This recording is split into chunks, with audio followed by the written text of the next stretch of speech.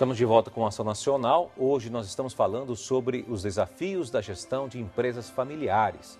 Nosso convidado é o assessor e consultor empresarial Pádua Teixeira, da PKT Desenvolvimento Empresarial.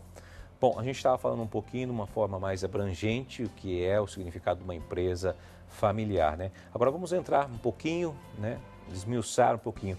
Quando a gente fala assim, falta de gestão, falta de planejamento de uma empresa, o que nós estamos dizendo, Pádua? Olha, o fundador, normalmente, ele tem na cabeça dele todos os números de produção, ele tem os números, os resultados, conhece o nome de todos os clientes, fornecedores, ele domina o negócio, né? Então, está tudo dentro da cabeça dele. Ele tem o poder de fazer a gestão da empresa com os seus conhecimentos, né?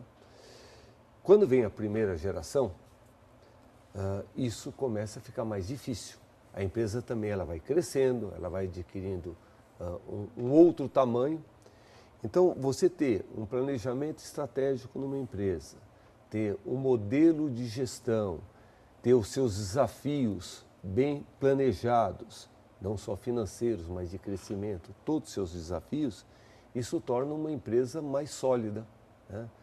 Mais sobre domínio, que a gente fala, né? E isso é fundamental para uma empresa. Então, se uma empresa vai para o mercado, por exemplo, vai num banco pedir um empréstimo, que ela precisa para o seu crescimento, se ela tem um planejamento adequado, se isso é sólido, isso daí é medido e acompanhado pelos seus executivos, quando ela vai numa instituição financeira, isso é muito mais simples de ser reconhecida e dela conseguir o que ela precisa.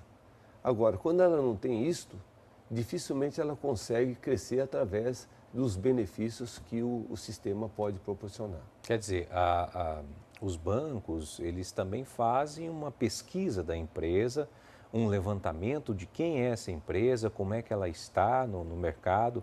Ocorre isso também, é bom que as pessoas saibam, né? E veja, os bancos, de uma maneira geral, eles trabalham com uma coisa que se chama taxa de risco.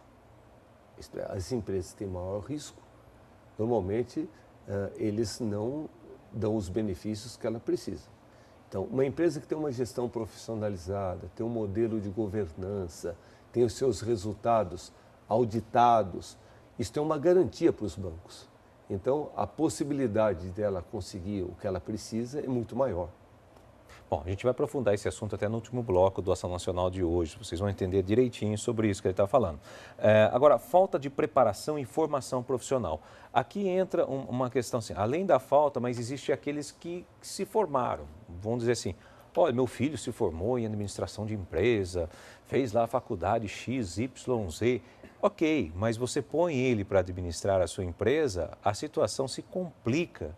Entra numa escala descendente que até o pai ou o avô, não sei, podemos dizer assim, não consegue compreender o porquê. Mas por quê? Poxa, ele fez administração de empresa, mas ele está formado nisso. E mesmo assim a empresa está indo ladeira abaixo. O que é isso, Pádua? O que está acontecendo?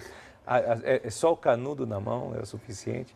Olha, na verdade, uma pessoa que tem uma escolaridade, que se formou numa boa faculdade, é claro que isso ajuda tremendamente na sua evolução. Isso é necessário hoje. Precisa. É fundamental. Mas, infelizmente, ou felizmente, não é suficiente, né? Os anos de janela, o calo, né? Os cotovelos ralados, isso conta muito numa empresa, principalmente numa empresa familiar. Porque numa empresa familiar, não pense você que é que nem numa empresa de porte grande, numa multinacional, que tudo é segmentado. Não é assim, né?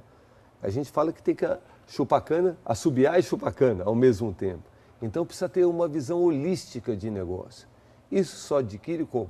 Com experiência, né? Convivência, né? Não adianta você sair de uma faculdade e querer assumir todas essas obrigações de uma empresa e ter sucesso sem ter experiência. Não dá certo, né? Por isso que o processo sucessório, o fundador, se é o filho dele, tem a vocação, é uma escolha também do filho continuar a carreira do pai, o pai tem que trazê-lo para próximo, né? para que participe das decisões, de como é feito, de como é feita a gestão da empresa. Isso é fundamental para que adquira esse conhecimento que eu estou falando, conhecimento prático das coisas. Para quem entenda o processo como um todo, né? Exatamente. Bom, e quando a gente fala na questão de conflitos de interesses da família e os da empresa, na hora que entra nesse... complica ainda mais? Olha, tem uma recomendação que nós fazemos para as empresas, que são os acordos de acionistas, né? Porque as empresas familiares têm vários...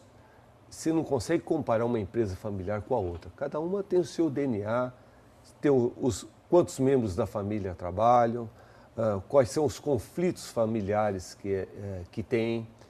Então, esse acordo de acionistas para as empresas familiares, que ele seja elaborado o mais rápido possível, é uma garantia de gestão para a empresa também. Porque lá você define várias coisas, né?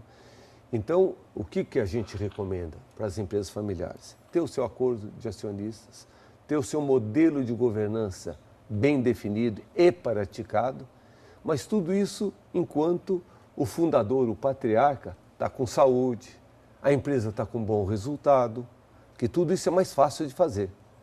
O problema é que não é isto que acontece na prática. Essas coisas que eu falei acabam acontecendo quando o fundador, o patriarca, está com um problema de saúde, ou a empresa está com um problema nos seus resultados, aí que se resolve fazer tudo isso. Se torna cada vez mais difícil. Como a gente diz na gíria, vamos correr atrás do prejuízo. Vamos. Aí é muito complicado porque a emoção, a parte afetiva e emotiva está presente nas empresas familiares. E aí se complica mais ainda. E quando entra nessa questão de falta de compromisso dos herdeiros, a situação em que prevalece aí um emprego de parentes, aí vira um bolo maior, um balaio de gato. Por isso que eu falo, o acordo de acionista, ele prevê tudo isso. Quem deve trabalhar na empresa, como deve estar preparado, não só na sua formação, mas também na sua experiência, né? Qual o modelo de gestão que essas pessoas vão ter. Então, no acordo de acionista, você escreve, todo mundo compartilha disso, se compromete a seguir, porque é assinado por toda a família, né? Então, isto faz com que a empresa se profissionalize, porque senão os interesses pessoais, eles vêm à tona a todo momento. E a gente vê experiências que, se eu te contar, cada experiência que a gente vive nas empresas familiares são realmente ímpares. Com certeza deve ter, né? Várias coisas acontecendo por aí, por esse Brasil afora. Já que você me citou, 85% das empresas no Brasil hoje são familiares, né? Exatamente. Então, é um índice bem alto, sem dúvida. E se as pessoas tivessem uma visão, né, mais clara disso, né, da importância disso, né, Pádua, de fazer esse processo que nem você falou, né? Vamos começar antes, né? Começar agora, ainda que eu tenho saúde, tenho garra para poder correr atrás das coisas. E a empresa está com bons resultados. Bons resultados. Porque normalmente, se quer fazer isso, nós somos procurados em 80% dos casos, é quando nada disso está acontecendo. Então o processo se torna difícil. Porque quando você discute esse tipo de assunto, são assuntos complexos, não são assuntos simples de serem tratados. Então, a minha recomendação, vamos fazer esse processo quando tudo está bem. Sim. E quando, assim, as funções principais aí que compõem a administração de uma empresa, como definir cargos e salários, como é que entra nesse meio, já que você está citando até a questão de empregos e parentes e tudo mais? Quando nós falamos do processo de profissionalização das empresas familiares, você define o organograma da empresa, você define claramente o que cada um tem como obrigação na empresa, né? Define o seu salário, porque acontece uma coisa interessante, Júnior. Nas empresas familiares, o fundador dificilmente dá um salário para o seu filho, para o filho que trabalha, de mercado. Ele estipula o salário.